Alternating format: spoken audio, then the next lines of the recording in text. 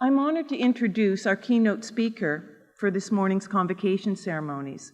And in a few moments, you'll be hearing from Carol Wilding, who is the President and CEO of the Chartered Professional Accountants of Ontario. CPA Ontario serves and supports more than 80,000 members and approximately 20,000 students in their qualification and professional development. This past year, the field of accounting went through tremendous change, which resulted in the unification of 3 accounting bodies: CPA Ontario, the former Institute of Chartered Accountants of Ontario, the Certified General Accountants of Ontario, and Certified Management Accountants of Ontario. Carol herself became a chartered accountant in 1987 and was named a Fellow of the Institute of Chartered Accountants of Ontario in 2009.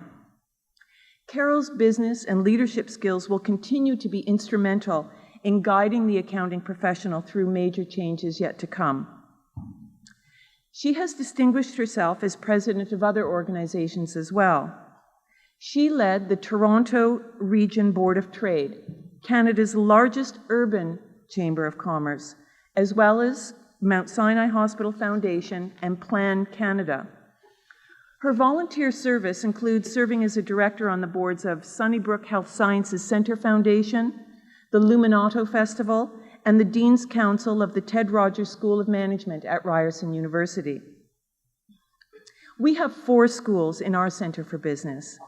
And in our School of Accounting and Finance, we offer a number of programs with an accounting focus, as well as programs with accounting courses embedded in them.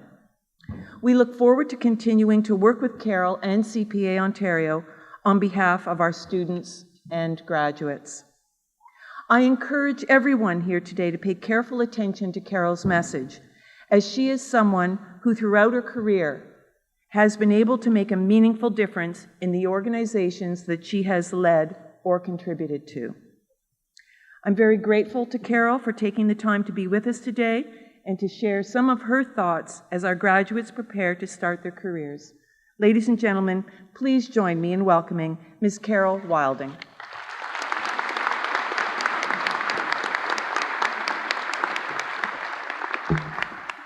Thank you, Dean Loeth.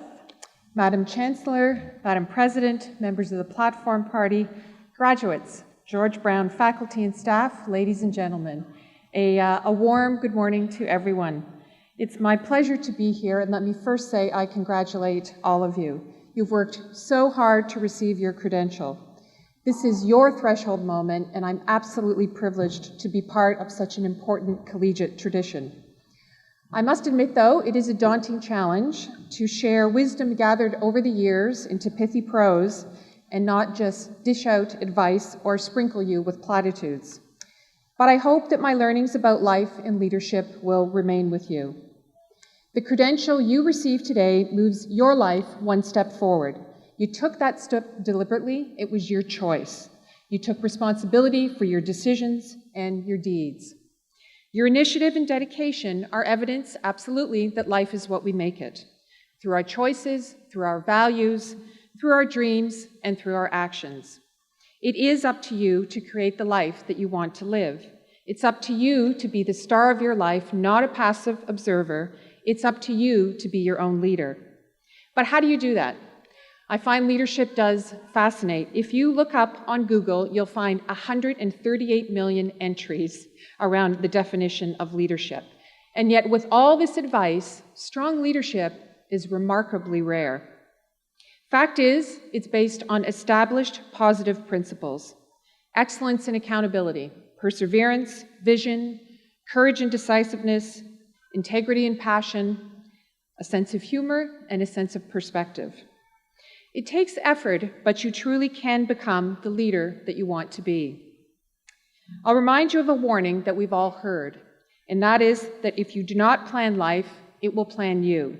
And while, of course, I believe there's some truth in this, the best laid plans will often go awry. It's simply impossible to predict every situation that arises. Failures will occur. Failures are often the best springboard to success. As Jim Carrey said, and I quote, "I learned many great lessons from my father, not the least of which was that you could fail at what you don't love, so you might as well take a chance on doing what you love. Taking chances, living large, dreaming big, you've all heard this before.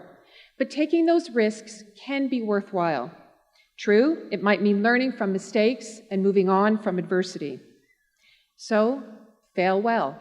As I like to say, fail fast and fail often. You only fail when you do not get up to try again. There's a saying that I think is very relevant to your future. It is, when the direction of the wind changes, adjust the sails. And resetting those sails can make your life endlessly interesting and rewarding. Or as Steve Jobs said, you can look back and connect the dots. You heard Dean Loweth tell you a little bit about my background. And yes, I started off on a predictable path. I worked hard to get my CA, my CPA.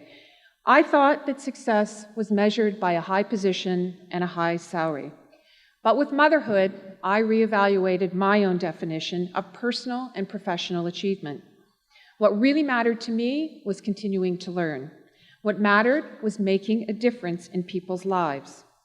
So I reset my sails toward the non-for-profit sector. My skills led to a richly rewarding career at Plan Canada, Mount Sinai Hospital Foundation, the Toronto Region Board of Trade, and now at CPA Ontario. I have been fortunate indeed. I've been fortunate to find positions that provided continuous learning in accord with cherished values. I've enjoyed the opportunity to work with outstanding colleagues and to do so on really important issues.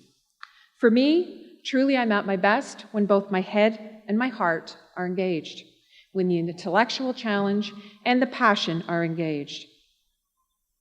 I believe in the proverb that if you love what you do, you'll never work a day in your life. Let me wish you similar blessings. Your own sense of purpose stems from your beliefs, from making choices based on your moral compass. I know it sounds lofty, but it is important to take the time to think about your personal values. Then be consistent, be committed to them. I know the values that are important to me. They anchor my decisions. Your values will anchor your decisions. When you show unwavering integrity, when you are fully transparent, you build trust. You sustain trust, and that is your reputation. And while your reputation is built over a lifetime, it can be lost in a second. So therefore, protect it dearly. But do not confuse making a mistake with compromising your integrity. In fact, it's how you recover from that mistake that will affect your reputation positively or negatively. Reputations are tarnished when integrity is squandered. Those damages are long-term. Integrity is your greatest asset. And to overuse an overused marketing term, integrity is actually your personal and your professional brand. It's your promise as to how you will perform in all of your actions and your decisions. So here's an example of how your reputation or your brand is shaped by your choices from when I was president at the Board of Trade. One of the big issues that the board tackled while I was there was the need for investment in transit and transportation. We all know it's tremendously important for our city, for our economy, for our personal quality of life, and today begins the debate on the Gardiner Expressway in City Council. Now, keep in mind that the Toronto Region Board of Trade is first and foremost the representative of the GTA's business community. Traditionally, part of the organization's mandate was to advocate for keeping business taxes in check. And when it comes to the issue of infrastructure, there are plenty of politicians out there who will loudly demand action, but will go silent when the issue of how to pay for infrastructure comes up. So it would have been easy for the board to do the same, to demand something for nothing. But I couldn't do that. I'm an accountant by training, so I know that something doesn't come for nothing. So the board made a principled stand, and when we advocated for much-needed investment in infrastructure and transit, we also called for an examination of possible revenue tools to pay for it. That's right, the Board of Trade said, let's look back, let's pay more taxes, and we're ready to pay our share as the business community. Now, there's no way that all of our members would have ever supported that. And it was an uncomfortable, difficult leadership decision, to say the least. I certainly heard from our disgruntled members. But I listened, and we stayed the course. It was the right thing to do, and in the long run, doing the right thing is never a wrong decision. Integrity means having the courage and the confidence to stand up for what is right. So my question to you is, what do you stand for? What are your values? The reality is that you'll be dealing with realities that are yet to be imagined. You will need to embrace new paths and adapt to a world that is evolving at a breathtaking speed. Your foundational values and your integrity will enable you to make the right choices. So there's no better time than now to think hard about what kind of leader you want to be. Think hard about the life that you want to shape. And in turn, your future will be enriched by the sense of possibility. I hope that your lives will overflow with cherished people, purpose, and joy, and that you will always be able to fully engage your heart and your head. Congratulations, class of 2015. I salute your success. Take pride in it. I